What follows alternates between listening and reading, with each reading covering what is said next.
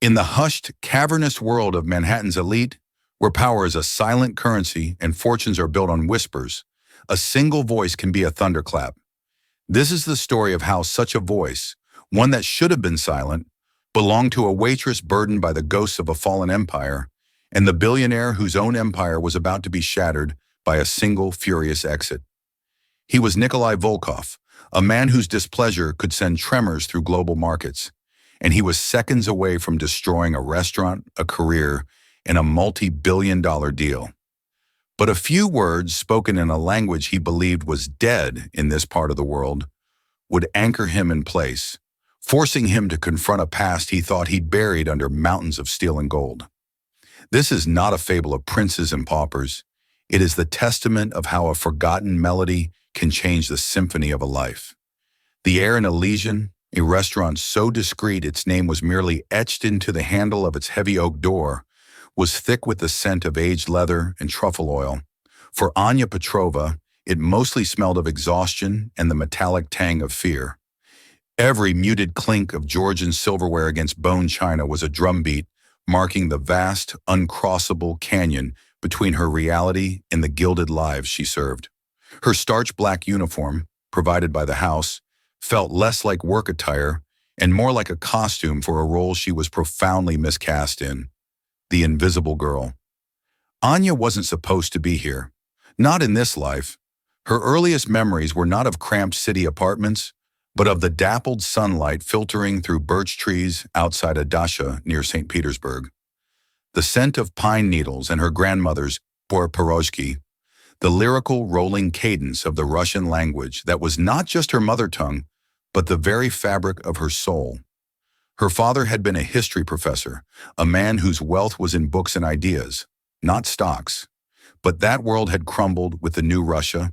A political misstep, a quiet threat, and a panicked flight in the dead of night had turned them from intelligentsia to refugees. They had arrived in America with 2 suitcases, a handful of faded photographs, and a heritage that was now a liability. Her father, unable to find a position worthy of his intellect, had faded, succumbing to a broken heart disguised as pneumonia. Now, home was a 4th-floor walk-up in Brighton Beach, a world away from the polished floors of Elysian. Her universe had contracted to the orbit of these dozen tables, serving men who spent more on a bottle of wine than her mother earned in a month. Tonight, the tension at Elysian was a physical presence, a low hum that vibrated through the floorboards. It was coiled tightest around the secluded corner table, the one they called the Tsar's Nook. This was the undisputed territory of Nikolai Volkov, the founder of Volkov Consolidated, a sprawling conglomerate with interests in everything from Siberian mineral rights to cutting-edge aerospace technology. His profile in the financial journals used words like ruthless, visionary, and uncompromising. The staff at Elysian had a simpler, more accurate name for him: the Wolf. He was brutally handsome, with a face that looked as if it were hewn from unforgiving granite, framed by silvering hair. His eyes, a pale, piercing blue, missed nothing and forgave less. He was dining with a delegation from Sterling Vance Acquisitions, led by a man named Clayton Vance.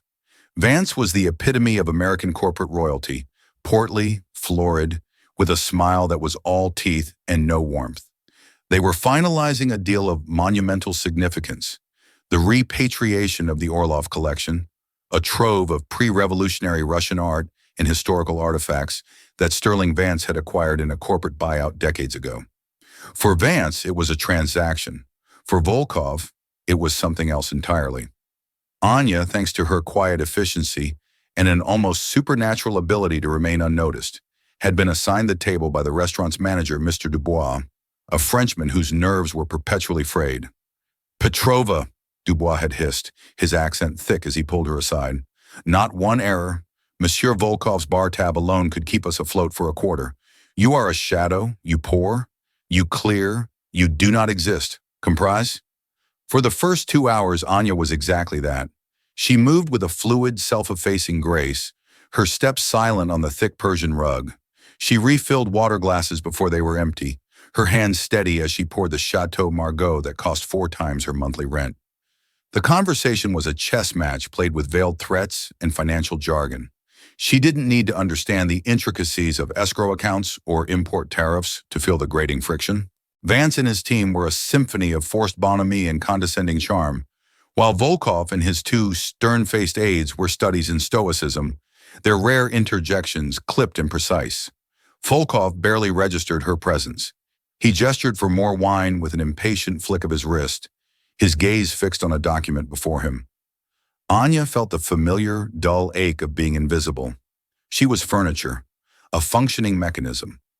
She remembered her father at their small kitchen table, passionately explaining the history behind a single piece from the Orlov collection.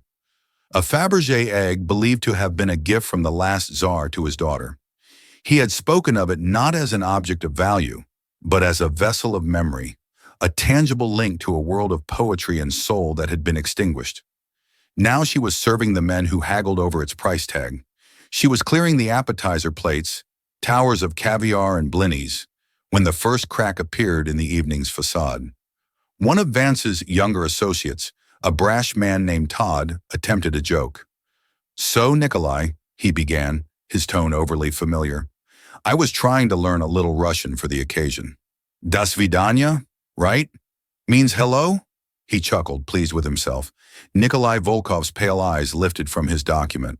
The temperature at the table dropped 20 degrees. He said nothing, but the silence was a condemnation. Todd's face reddened, and he stammered an apology. Anya's hand, holding a stack of delicate plates, faltered for a fraction of a second.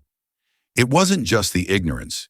It was the casual butchering, the reduction of a language that had given the world Pushkin and Dostoevsky to a punchline. It was the same lazy arrogance that had dismissed her father as just another immigrant who couldn't speak English well enough. She retreated to the warmth and clatter of the kitchen, her chest tight.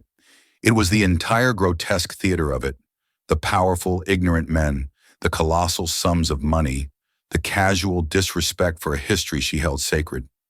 The ghost of her father seemed to stand beside her, his sad eyes watching the scene unfold. She felt a surge of helpless fury. Straightening her apron, she took a long, slow breath, pushing the rebellion down, bearing it under the cold necessity of rent and survival. She was a shadow. She did not exist. She picked up the tray for the main course and prepared to re-enter the lion's den. The main courses arrived, carried under polished silver cloches, perfectly roasted racks of lamb and pan-seared sturgeon. Anya served each guest with the mechanical precision demanded of her, but the mood at the Tsar's nook had curdled. The thin veneer of civility had been stripped away, revealing the raw, abrasive conflict underneath. Clayton Vance, his face now flushed with wine and impatience, had abandoned all pretense of cultural sensitivity. "Nikolai, with all due respect," Vance said, his voice a notch too loud, "we've met your price. This last-minute insistence on a ceremonial handover in St. Petersburg, it's a logistical nightmare. It adds millions in insurance and security costs. It's sentimental nonsense." Nikolai Volkov placed his knife and fork down, aligning them perfectly on his plate. He hadn't taken a single bite. "The sentimental nonsense, Clayton, is the entire point. These are not assets to be transferred between vaults. They are pieces of my country's soul. They must be returned with honor, not shipped like cargo." "Honor doesn't show up on a balance sheet," Vance scoffed. "This is business. We can't let romantic notions get in the way of a profitable transaction." "Romantic notions?" Volkov's voice was dangerously quiet. "My grandfather was a curator at the Hermitage. He was executed by the Bolsheviks for trying to protect pieces like these. He died for what you call romantic notions. The ground on which you propose a simple courier exchange is the same ground he bled on." Anya froze, the heavy silver water pitcher in her hand suddenly feeling like it weighed 1,000 pounds. Her own great-uncle had been a poet, arrested in the same purges, his books burned, his name erased. The story was so deeply, painfully familiar, it felt like he was speaking of her own family. Vance, oblivious, plowed forward, sealing his own fate. "Look, history is history. We're talking about a bunch of dusty trinkets and old paintings. Very valuable trinkets, I'll grant you, but you're acting like they're the crown jewels. Let's be realistic. It's just stuff." That was it. The final, irreparable insult. Just stuff. The casual dismissal of his grandfather's sacrifice. The reduction of a nation's plundered heritage to a mere commodity. It was the ultimate expression of contempt. Volkov's face became a mask of cold, controlled fury. He shoved his chair back. The legs screamed in protest against the marble floor, the sound ripping through the restaurant's hushed ambiance. "This meeting is over," he declared. The words were not shouted, but they carried the concussive force of a cannon blast. His two aides were on their feet instantly, their movements swift and practiced. Dubois, who had been observing from afar, practically flew across the room, his face a ghastly shade of white. "Monsieur Volkov, is everything acceptable? The sturgeon, perhaps? We can have the chef." Volkov looked straight through him, his focus a laser beam aimed at Clayton Vance, who now looked utterly flabbergasted.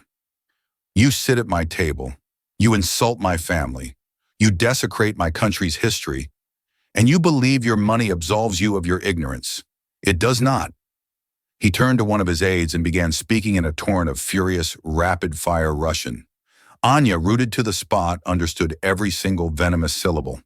It was the educated, biting dialect of St. Petersburg, laced with a cold, aristocratic rage. "Tell the pilot to have the jet ready. We leave within the hour. Cancel the suite. I will not spend another night in this city of arrogant merchants." "And Dmitri," he said, his voice dropping to a glacial whisper, "draft a press release. Announce that Volkov Consolidated is funding a new initiative to legally challenge the provenance of every single Russian antiquity held by a Western corporation, starting with Sterling Vance. I will bury them in litigation for a generation. I will make their names synonymous with cultural theft." The aide, Dmitri, nodded grimly, his fingers already flying across his phone. Vance stood, sputtering. "Now, hold on, Nick. This is a complete overreaction." But Nikolai Volkov had already turned his back. He was striding toward the main archway, a vortex of power and wrath. Dubois was babbling apologies, wringing his hands. The entire restaurant was now silent, the patrons watching, forks suspended in midair. Anya watched the cataclysm unfold. She saw the multi-billion-dollar deal imploding. She saw Dubois' career ending. She saw the inevitable, fiery wrath that would descend upon the staff, with her at its epicenter. But beneath the fear, something else surged, a deep, resonant anger on Volkov's behalf. Vance's words had been a dagger not just to Volkov's history, but to hers. He was defending the world of books, of art, of soul, that her father had cherished and lost. Everything was about to be annihilated in a storm of misunderstanding and wounded pride. As Nikolai Volkov reached the grand archway, his path to the door clear, Anya did the one thing she was forbidden to do. She moved and she spoke. As the polished tip of Nikolai Volkov's leather shoe was about to cross the threshold from the Tsar's nook into the main dining room, a voice clear and resonant sliced through the stunned silence. It wasn't Dubois' panicked French or Vance's blustering English. It was a woman's voice, speaking a language no one else in that opulent hall could possibly comprehend. "Inaya lucha potrebna мне svoboda." Another, better freedom is what I need. The words were spoken in flawless, unaccented Russian. It was not the stilted formal language of a student.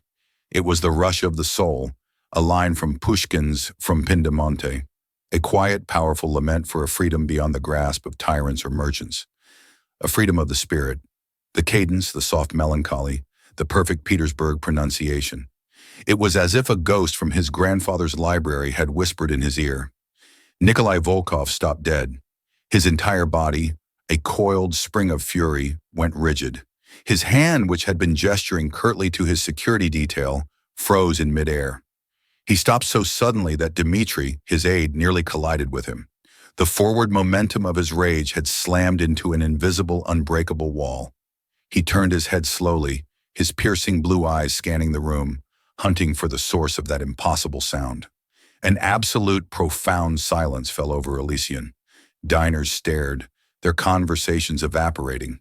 Dubois' mouth hung open, a perfect caricature of shock. Clayton Vance and his team looked around in utter bewilderment, knowing only that something profound had just occurred. Anya stood by the wreckage of Table 7, her back straight, her hands clasped tightly behind her. Her heart was a frantic drum against her ribs, but her voice had been as steady as a prayer. She had not quoted a proverb, she had quoted a poet. It was a signal, a password to a shared, lost world. A sign that someone in this room understood not just his anger, but the profound sorrow beneath it. Volkov's eyes found her. The waitress, the shadow, the girl in the simple black uniform who had been nothing more than a pair of hands all evening. For the first time, he truly saw her. He saw the fierce intelligence in her wide gray eyes, the proud, unyielding set of her jaw. There was no trace of the subservient servant in her posture now. She met his gaze without flinching. He took a deliberate step back toward the table, his expression a maelstrom of disbelief, suspicion, and raw curiosity. His aides exchanged uncertain glances, their protocol shattered. He spoke to her in Russian, his tone no longer white-hot with rage, but sharp, demanding. "Who are you? Where did a girl serving wine in New York learn to quote Pushkin like she was born in the shadow of the Winter Palace?" Anya replied in the same language, her voice quiet but firm, though it cost her every ounce of her composure. "My name is Anya Petrova. I did not learn it, Nikolai Ilyich. I remembered it, from home." She used his patronymic, a sign of deep, old-world respect that no one on Vance's team would have even known existed. The word she used for home, Rodina, was not just a house, but a motherland, a place of origin and deep belonging. A flicker of something unreadable, shock, recognition, perhaps even a sliver of pain, crossed Volkov's features.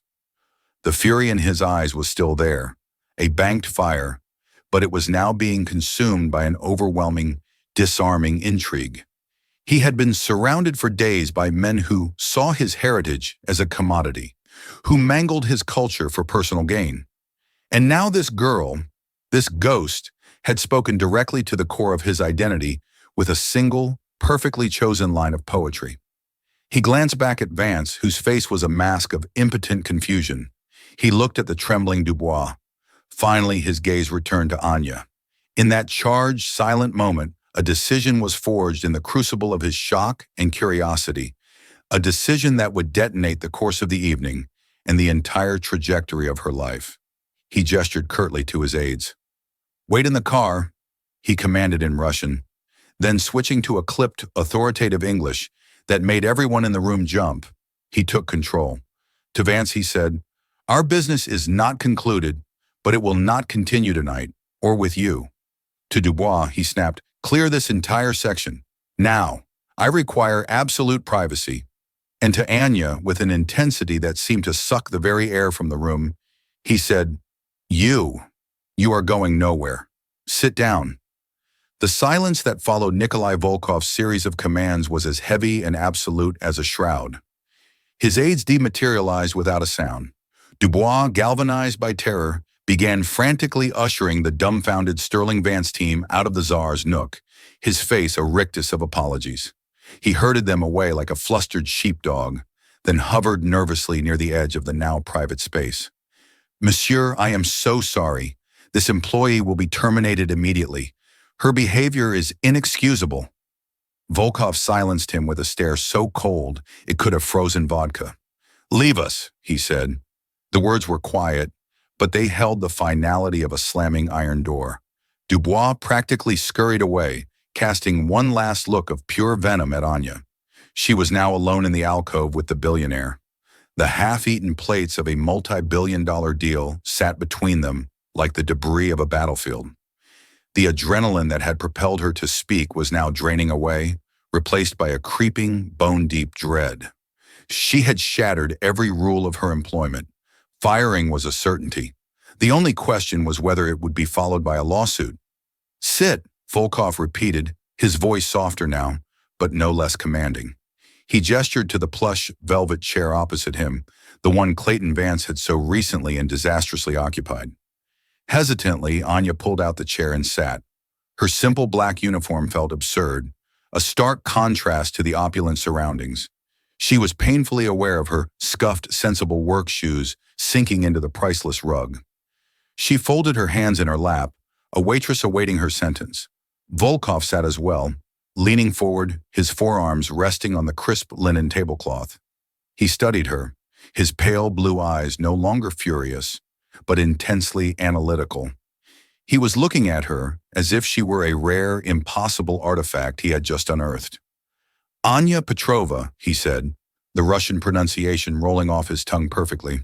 You said you remembered. Explain. Taking a breath to steady her racing heart, Anya told him. She spoke of her father, the professor of history at St. Petersburg State University. She spoke of their dacha, the flight to America, the loss of status, language, and identity. She didn't plead or embellish, she simply recounted the facts of her bifurcated life. One half lived in a world of ideas, the other in a world of survival. As she spoke, she saw the hard lines of his face soften almost imperceptibly. He recognized the world she described. He knew the specific cultural touchstones, the shared grief of the displaced intelligentsia. You understand my country, he said finally. It was a statement of fact, not a question. You understand it better than the men who seek to buy and sell it. He leaned back, a grim irony touching his lips. Those fools, they see a spreadsheet. They see assets and liabilities.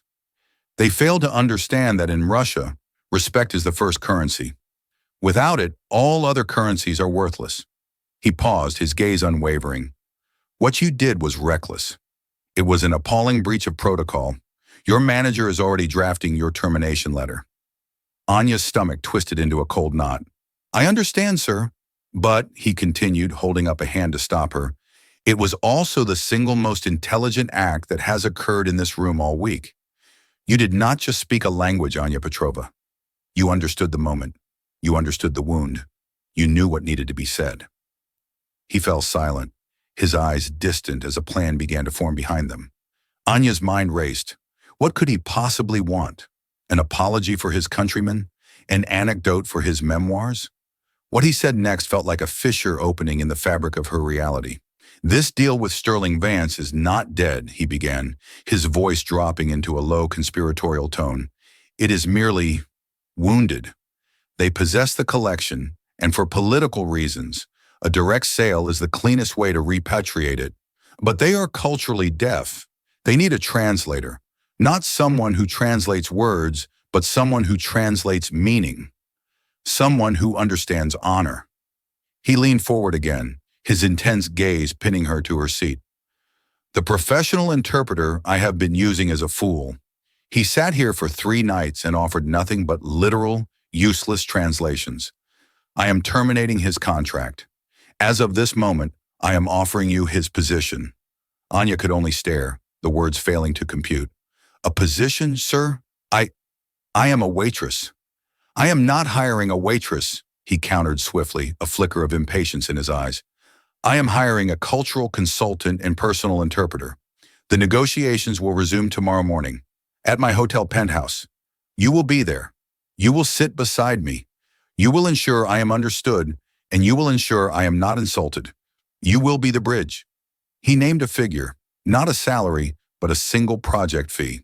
It was a number so vast, so disconnected from her world of counting tips and worrying about the gas bill, that it made her feel dizzy. It was enough to pay off the lingering medical debts from her father's illness, to move her mother to a better apartment, to breathe freely for the first time in a decade. I don't know what to say, she stammered, her mind reeling. I don't have the right clothes. I have no experience in corporate negotiations. I have people who will solve the problem of clothes, he said, dismissing her practical concerns with an elegant wave of his hand. As for experience, you have lived the experience. Your entire life has been a negotiation between 2 worlds. That is more valuable to me than a Harvard MBA. Your only task is to be authentic. I need your knowledge, not your resume. He stood, a clear signal that the audience was over. A car will be at your address at 7 a.m. My Chief of Staff, Dmitry, will contact you within the hour for the details. He will bring a contract and everything you need for tomorrow. He started for the archway, then paused, turning back to look at her one last time. There is one condition, Miss Petrova. What is it? She asked, her voice barely a whisper. From this moment forward, you work for me. Your loyalty is to me and to the successful return of the Orlov collection. To nothing and no one else. Is that understood? Yeah, she said, and was surprised to find her voice was suddenly strong, clear, and certain. Yes, it is. He gave a single sharp nod of approval and was gone, leaving behind the faint, expensive scent of birch and black pepper, in a world that had been irrevocably, terrifyingly, and wonderfully upended. Anya stared at the cooling, untouched sturgeon on his plate. She had walked into Elysian that night as a shadow. She was about to walk out as something else entirely. The following morning was a cascade of surrealism.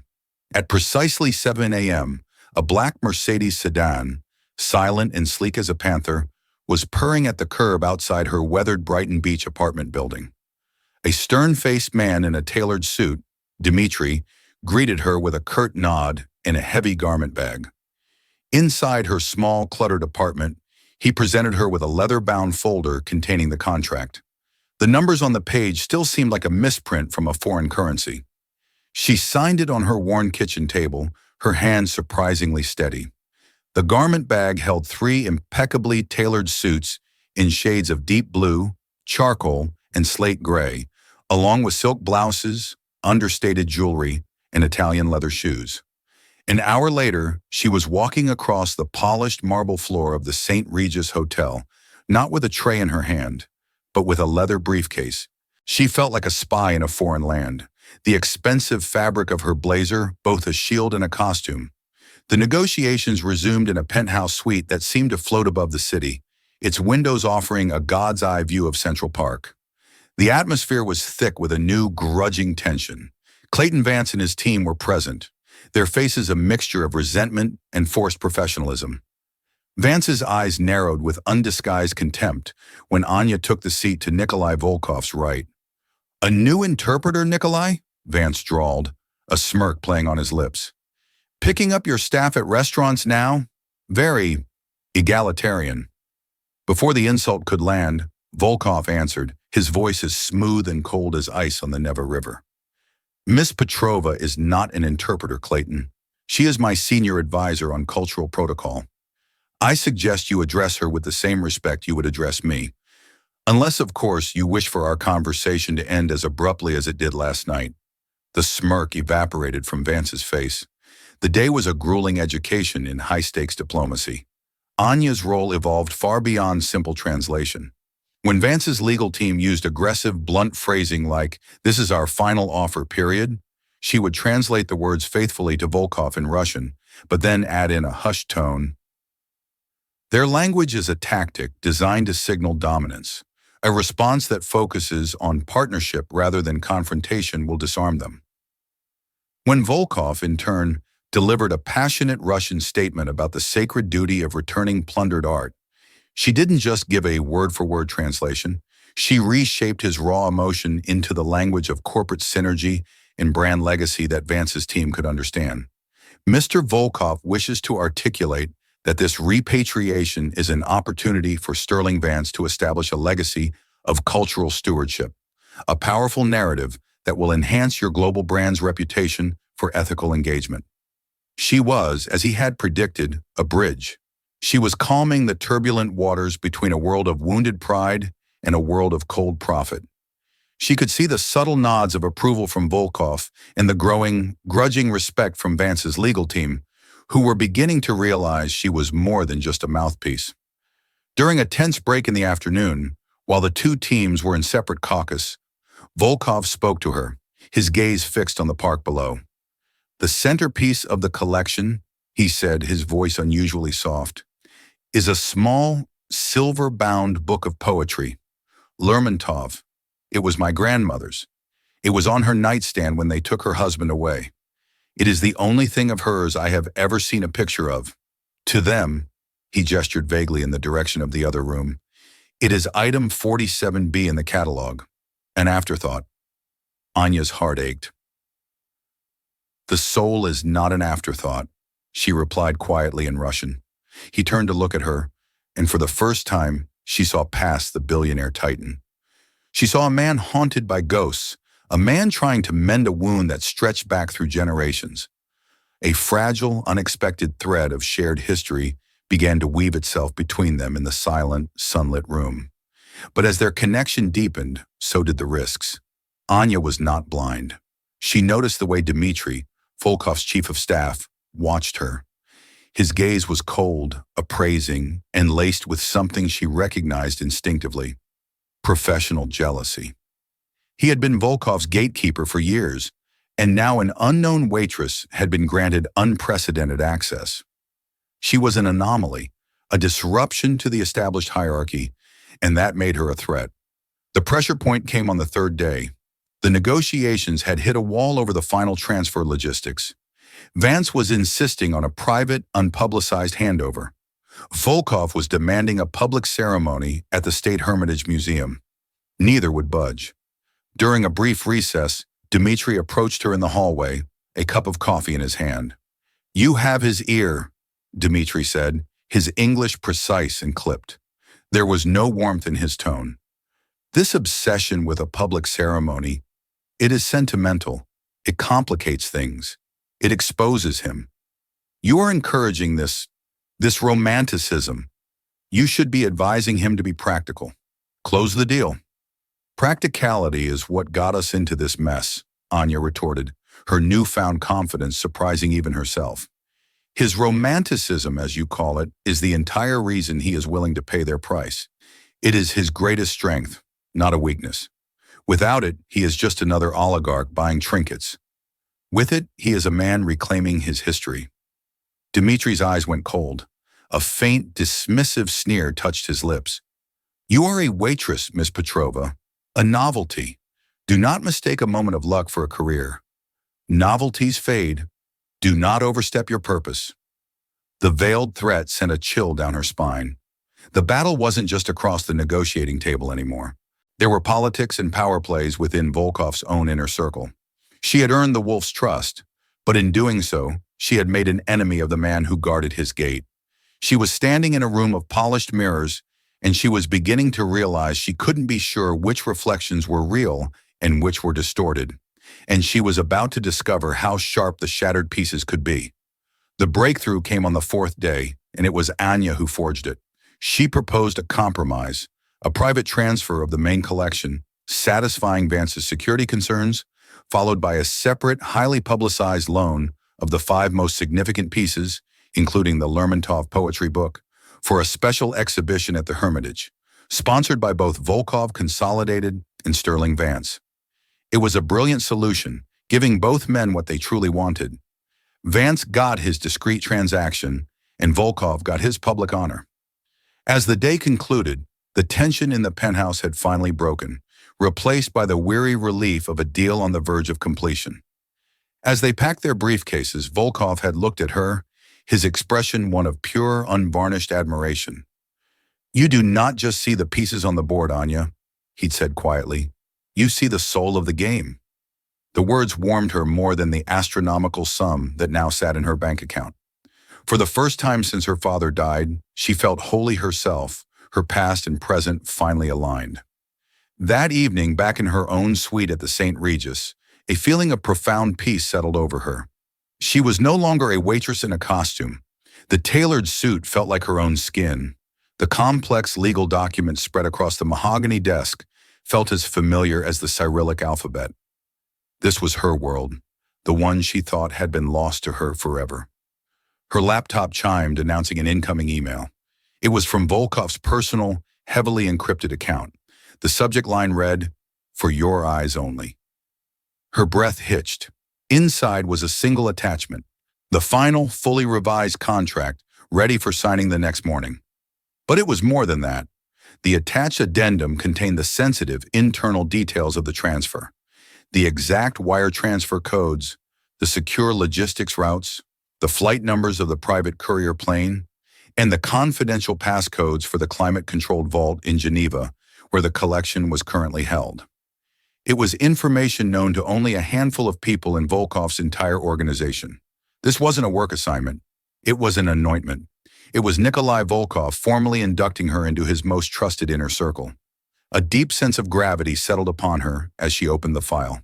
For the next 2 hours, she immersed herself in the details, memorizing the timelines, cross-referencing the security protocols, preparing for the final signing ceremony. She was no longer just an advisor. She was a guardian of the project. Finally, she shut down her laptop. The city lights glittered below her window like a carpet of scattered diamonds. For the first time, she allowed herself to dream of a future. Not just of paying bills, but of building something. She awoke the next morning feeling a deep, settled confidence. She chose the charcoal suit, its sharp lines feeling like armor. As she walked through the hotel lobby, her posture was erect, her stride purposeful. The imposter was gone. She was Anya Petrova, senior advisor to Nikolai Volkov, and she was about to help him reclaim a piece of his soul. The moment she stepped off the private elevator onto the penthouse floor, however, the triumphant feeling curdled into ice. The atmosphere was wrong.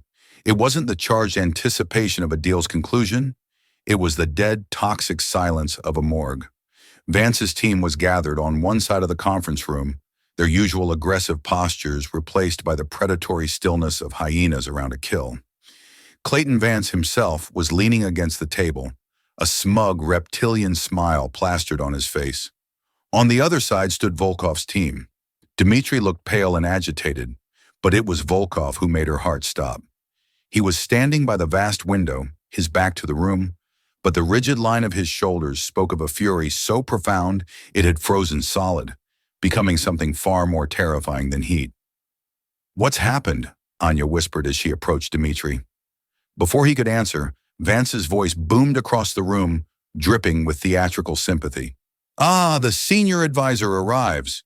We were just discussing your remarkable talents, Miss Petrova."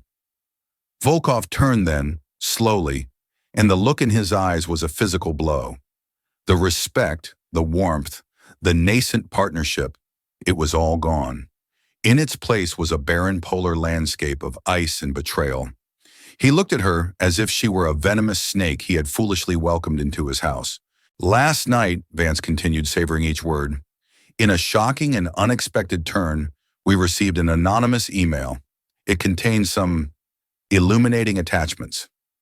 He theatrically tapped a tablet on the conference table, turning the screen for all to see. Anya's world went into a sickening, dizzying spin. Displayed on the screen, in perfect, undeniable detail, was the confidential addendum.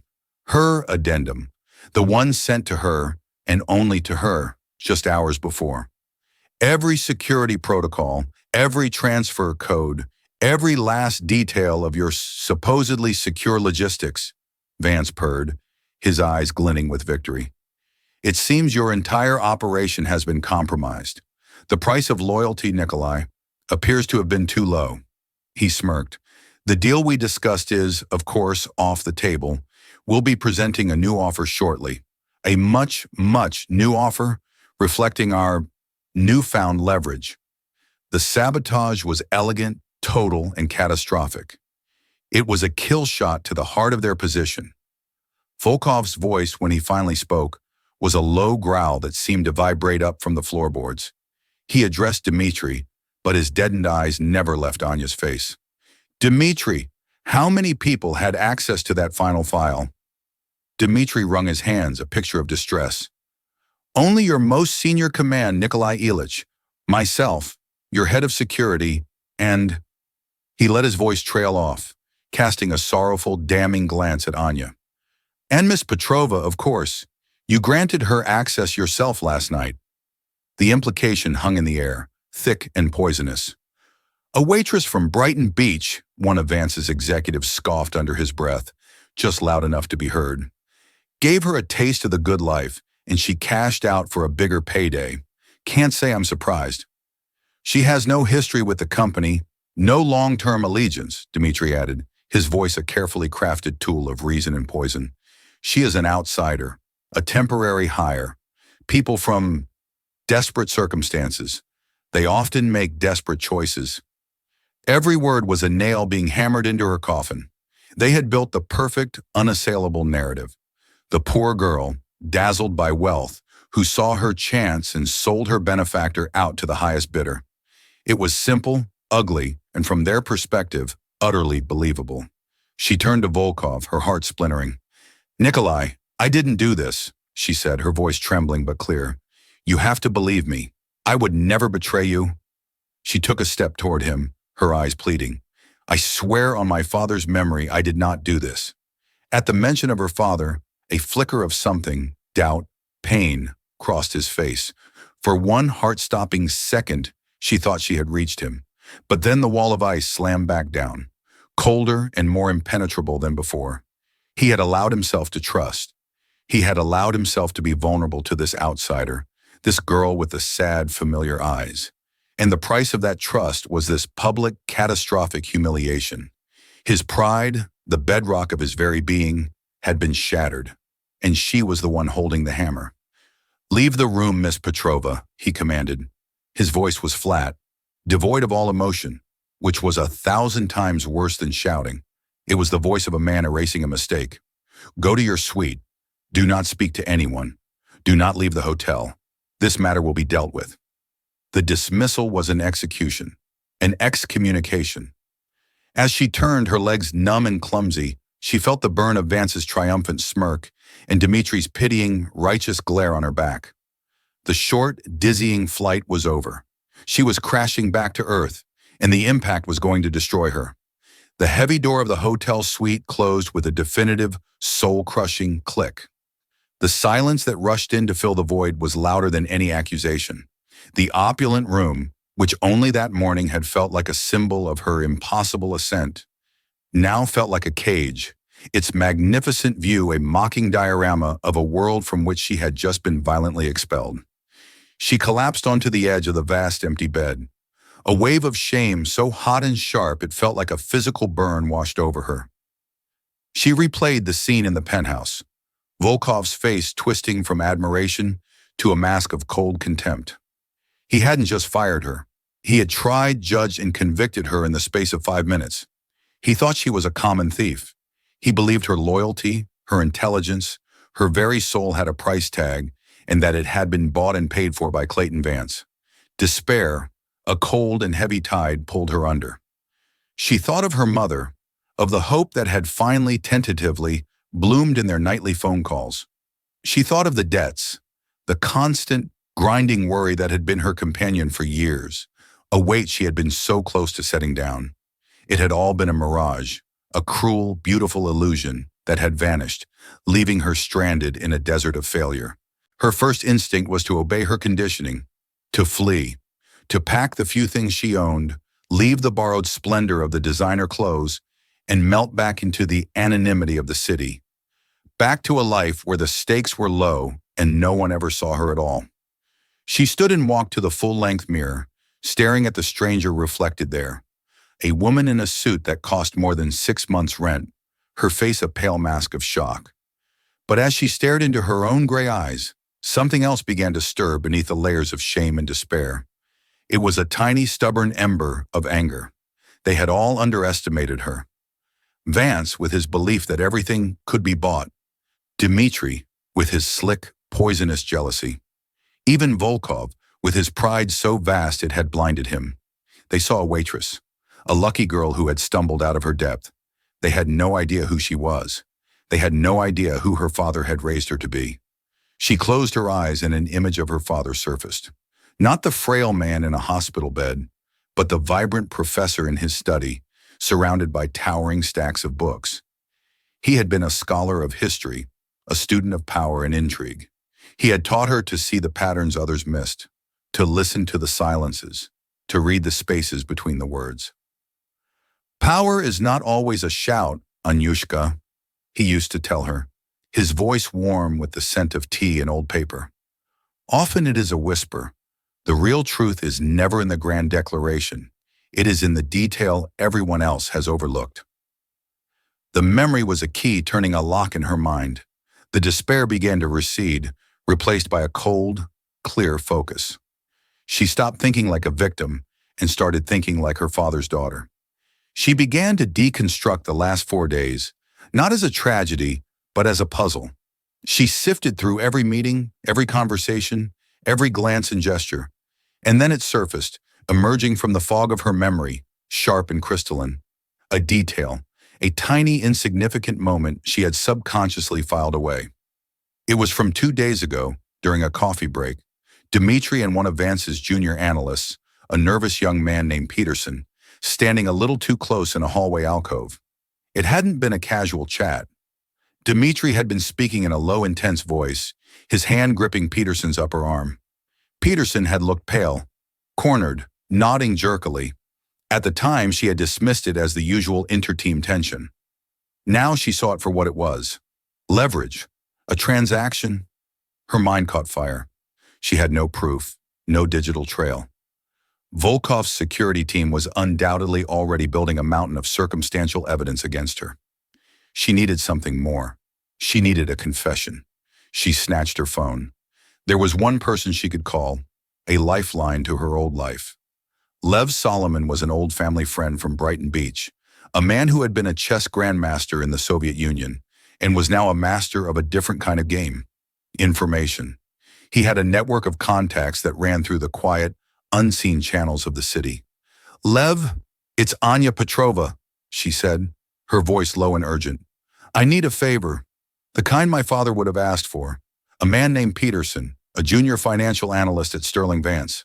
I need to know his pressure points, debts, family, secrets, anything that would make a man break. I need it now." Lev, who had played chess against her father for 20 years, didn't ask for explanations. "Give me an hour, Anyushka." The next 58 minutes were the longest of her life. She paced the suite like a caged wolf, her mind a whirlwind of strategy and risk. This was her one and only move. If it failed, she would be utterly destroyed. Her phone finally buzzed.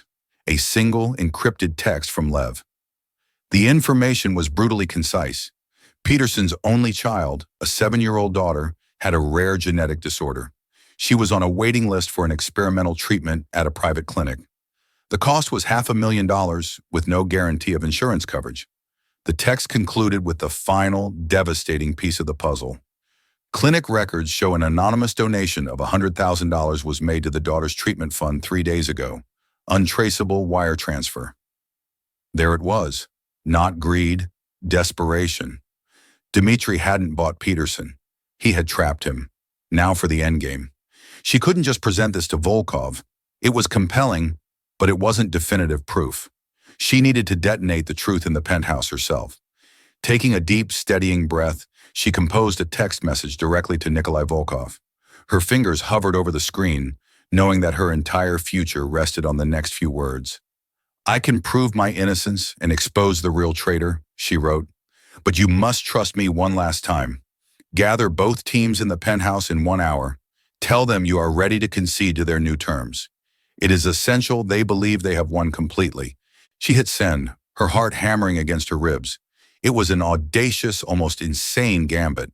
She was asking this proud, wounded man to feign total, humiliating surrender based on the word of the woman he believed was his betrayer. An hour later, a sharp knock sounded at her door. It was one of Volkov's security guards, his face an impassive mask. "Mr. Volkov requests your presence." She walked down the hall, her stride measured and confident. This was not a walk of shame. It was a march to war. When she entered the suite, the atmosphere was thick with the stench of triumphant arrogance. Vance and his team were laughing, pouring champagne. Volkov was there, playing his part to perfection, standing by the table with a look of grim defeat. He glanced at her as she entered, his eyes unreadable, but he gave a nearly imperceptible nod. He had received her message. He had made the leap of faith. "Well, well," Vance sneered, raising his glass. "Come to watch the surrender? A good lesson for you, sweetheart. Never bet against the house." Anya ignored him. She walked calmly to the center of the room, her quiet presence immediately commanding a sudden, uneasy silence. She fixed her gaze not on Volkov, not on Vance, but directly on the junior analyst, Peterson, who flinched as if struck. "Mr. Peterson," she began, her voice quiet, but carrying to every corner of the room. "I just wanted to say that I heard about your daughter's illness. I can only imagine how difficult that must be. It must be such a relief to know that she'll be able to receive the treatment she needs." The color drained from Peterson's face. Vance shot him a confused, irritated look. Dmitry, standing near Volkov, stiffened. "That kind of hope, it's priceless, isn't it?" Anya continued, her voice laced with a soft, devastating empathy. But the treatment itself has a price that might feel impossible, a price that might make a good father do a bad thing for the right reason, like forwarding one single critical email attachment. She let her eyes drift to Dmitri, whose face had become a stony mask. Especially if the person asking him promised it was just business, a way to ensure the money was there, with a promotion to follow. But men who use a family's pain as leverage aren't known for their honor, are they, Mr. Peterson? Did he promise you a future? Or did he just use your daughter to settle a petty score? Peterson was visibly shaking now, his breathing ragged. I don't know what you're talking about, he stammered, but his terrified eyes darted to Dmitri. This is absurd, Dmitri boomed, stepping forward, his voice a shield of manufactured outrage. She is a cornered rat, throwing baseless accusations to save herself. It was then that Volkov finally moved. He picked up his own phone from the table, his movements slow and deliberate. Is it baseless, Dmitri? He asked, his voice lethally calm. Because it is a strange coincidence. My security team has been reviewing financial transfers linked to my senior staff. It's amazing what a forensic accountant can uncover on short notice. They found a shell corporation that made a $100,000 transfer 2 days ago, a corporation that you are the sole director of. It was a brilliant, masterful bluff, a shot in the dark delivered with the absolute certainty of a master chess player, and it hit its target. Peterson shattered completely. A strangled sob escaped his lips. He made me, he cried, pointing a trembling finger at a stunned Dmitri. He told me no one would get hurt. He said Volkov was a fool obsessed with the past, and that this would teach him a lesson. He said he would expose my family's debt and make sure I was blacklisted everywhere if I didn't do it. The confession hung in the air, absolute and undeniable. In an instant, Volkov's security team was in the room, flanking a pale, speechless Dmitri and the weeping Peterson. They were escorted out without another word. In the stunned, champagne-scented silence that followed, Clayton Vance stared at the empty space where his victory had been just moments before. Volkov walked over to Anya. The ice in his eyes had melted, replaced by a profound, humbling regret. The greatest fool in this room was me, he said, his voice low and meant only for her. I let my pride make me blind. I allowed my own history of being betrayed to assume the worst in someone who had shown me only loyalty. He paused, his gaze searching her face. That is an error I will not make again. Forgive me. Looking into his eyes, she saw not a billionaire, but a man laid bare by the truth. We were both betrayed, Nikolai Ilyich, she said softly. Now let's make sure it was for nothing. He gave her a grateful nod, a silent acknowledgement of a new, unbreakable alliance. Then he turned to the shell-shocked Clayton Vance, his voice ringing with the calm, absolute authority he had held in reserve all along. Now, Clayton, he said, a dangerous smile touching his lips. It seems the price of everything has just changed. We will be signing the original contract, with a new addendum. My advisor, Miss Petrova, has drafted some new terms regarding a significant penalty for corporate espionage. She will show you where to sign. 3 months later, the crisp St. Petersburg air smelled of river water and melting snow. Anya stood not in a restaurant or a boardroom, but in a grand sunlit gallery of the State Hermitage Museum. She wore a simple, elegant dress, not a uniform or a suit of armor. Before her, resting on a bed of dark velvet inside a climate-controlled case, was a small, silver-bound book of Lermontov's poetry. Nikolai Volkov came to stand beside her.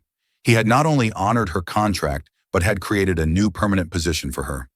She was now the executive director of the Volkov Foundation for Cultural Repatriation. Her new job was to use his vast resources to identify, reclaim, and return lost pieces of Russian heritage from around the world. The Orlov collection was her first triumphant success. A small, quiet ceremony was scheduled for the afternoon, reuniting the book with the museum archives where Volkov's grandfather had once worked. You are not an advisor anymore, Anya Petrova, he said, his eyes fixed on his grandmother's book. You are a restorer of memory. I am home, she replied, her voice filled with a quiet joy that felt as real and solid as the marble floor beneath her feet. She had been a ghost in a gilded cage, an invisible girl in a world of titans. But by daring to remember who she was and speaking her truth in a language the world had forgotten, she had not only reclaimed a lost history for a nation, but had finally, completely reclaimed her own. The furious billionaire had been stopped in his tracks by a line of poetry. But in the silence that followed, they had learned to build a future together, one priceless, recovered memory at a time.